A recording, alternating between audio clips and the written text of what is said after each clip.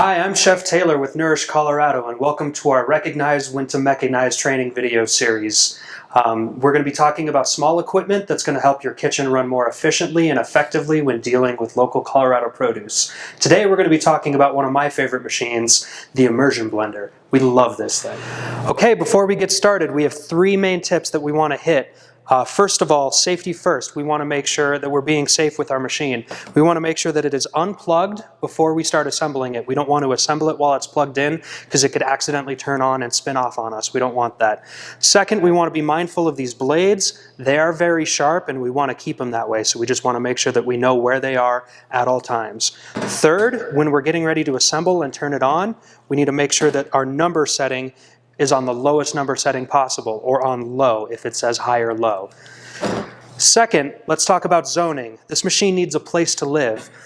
We want to make sure that it isn't being thrown in a drawer somewhere where other tools can dull the blade or bend the shaft or mess with the motor or anything like that. So we want to make sure this has a place to live in the kitchen and that we keep all of the pieces together so they don't get lost. And number three, we want to make sure that we wash this by hand. We don't want to submerge any of these pieces because there's a lot of intricate pieces in here. We don't want to send it through the high temperature dish machine because that could also mess with the mechanizing equipment inside internally, and with the blade, it'll dull the blade.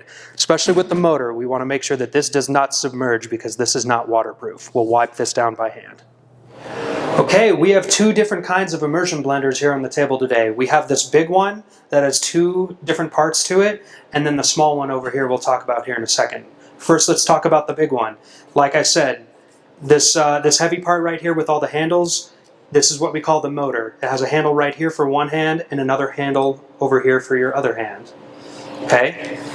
This one also has your switches. Has an on switch right here and the safety switch on top, as well as an off switch on the side. It also has a wheel to determine how fast our blender is going to be moving. This piece over here is the shaft, and it has the bell and the blades on it too. The bell is this part at the end, and then the blade underneath the bell. We'll take it, pop it together, twist it to lock it, and it should be one solid continuous piece. Over here we have the small one. This one's really good for salad dressings and other things in smaller containers. It's all one continuous piece. There are no moving parts to it. Still has the sharp blades that we want to keep track of, and just has a high and a low button on this one. Okay, here are a couple tricks and tips for you to be able to use this machine. If you're making small batches, like things like salsa and salad dressings, we can use a small container like this. We recommend using a slip mat or a damp towel for us to put these containers on so our surface is nice and stable and it doesn't move on us while we're using it. If you're using a larger container, something a bit larger of a batch, like in a 22-quart container like this, you can put it into a sanitized prep sink. That'll give you a little bit of the height that you need to be able to use it. You could also put it on top of a milk crate or a smaller table. Okay, we want to make sure that when we're using this, we also don't want to walk away from it. You can still turn this thing on, and it won't turn off until you click the off button. So while we're using it, we want to make sure that we're holding it the entire time.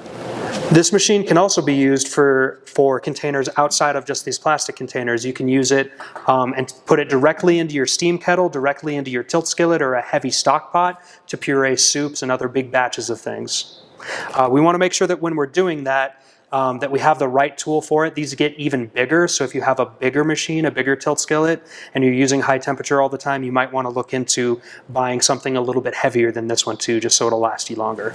Okay, salsa is something that's really fun to make with these machines, and it makes it really easy. As you can see here, we've already rough cut our veggies and roasted them already. I didn't seed these tomatoes. I didn't even seed the jalapenos. This is going to be a nice hot salsa. I just quartered the onions and we roasted them in the oven, cooled them down, and the machine is going to do the rest of the work for us. Go ahead and get them blended for us, and it's going to be a great salsa. We'll take our prepped and roasted veggies right into the container.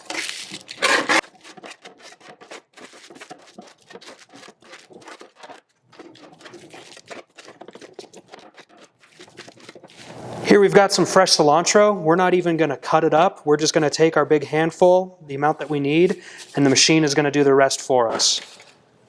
We cut the ends of the stems off, so we don't have a whole lot of stem in there, but there's a little bit of stem. Should be fine. We'll take our limes.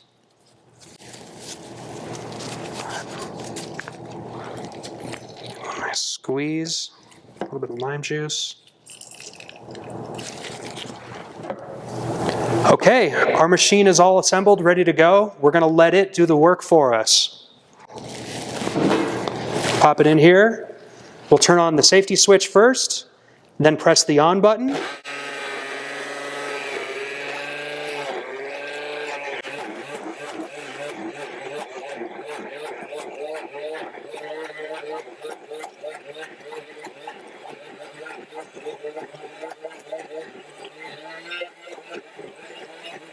Okay, flip the on switch to turn it off. You can see through that whole process, I had one hand on the handle here, and then another hand on this handle here. We want to make sure that we're not holding it by the shaft right here, because we could accidentally unscrew it as we're turning it on, and then the inner mechanisms will kind of gum up a little bit. Another thing I want to mention is while it's on, there's a little bit of a suction towards the bottom of the bell where the blade is. And to release that, you just have to tilt it back a little bit, and we can go ahead and get back to blending. Okay, as we're disassembling and getting ready for cleaning, I wanted to mention a couple more things. Once again, this little piece here inside of the motor, and then another one on the other side here with the shaft. It's kind of like a little gear piece. These are surprisingly inexpensive and not too difficult to replace. However, we want to make sure that we're keeping track of them and taking care of them so we don't have to replace them very often. Next thing we want to do as we're disassembling it, it's a good practice, move our wheel, our speed setting, all the way down to the lowest setting. In this one, it's the number 1. So that way the next person that picks it up doesn't have a really fast motor the first time that they turn it on. Okay, let's talk about a quick and easy way that we can clean this machine. Here we've kind of simulated our 3-compartment sink. We have our wash, our rinse, and our sanitize. You can set this up on the table too. You can set it up with shorter containers depending on the size of your machine. We'll take the thing up, pop it in our wash, assembled, plugged in, ready to go. Once again, we want to make sure that we're not submerging over this part of the shaft. We don't want to get the motor wet. And we'll just turn it on and run the machine through when we do our wash, rinse, and sanitize. And that'll help us get all of the sediment and everything else from the bottom of the bell and onto the blade. Check this out.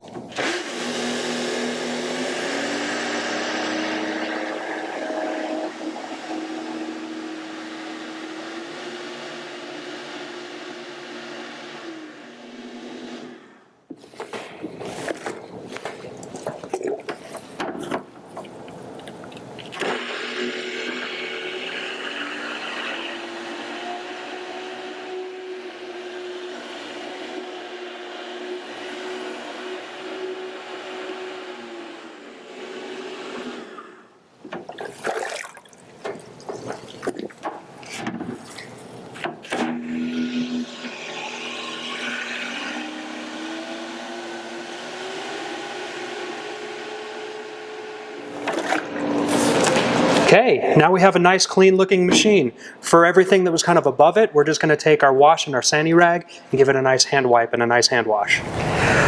All right, we can totally see how these are very, very versatile machines. Here's our salsa that we made. It is delicious. It was super easy to make. The machine did all of the work for us. When determining which one of these you might think about buying, these bigger ones started around $200, and these smaller ones are a bit cheaper than that. So what you're going to want to do is determine what type of products you're going to be wanting to make with these machines. If you want something in a large, heavy stock pot, like a cheese sauce or a blended soup, you probably want to go with something like this size or even a little bit larger. If you're just doing small things like salad dressings or sauces in small batches, one of these ones will probably do you just good. As we can see, these machines have a lot of uses. We made our salsa here. They're great for salsas. They're also great for salad dressings, large batches of soup or cheese sauce. They can even make a tzatziki sauce or even a hummus. Okay, I hope this video gave you some confidence in these machines. If you were thinking about buying one, I hope it gave you the right information that you needed. If you have one of these machines in your kitchen already, don't be afraid to use it. This is a great thing to implement for your scratch-made meals.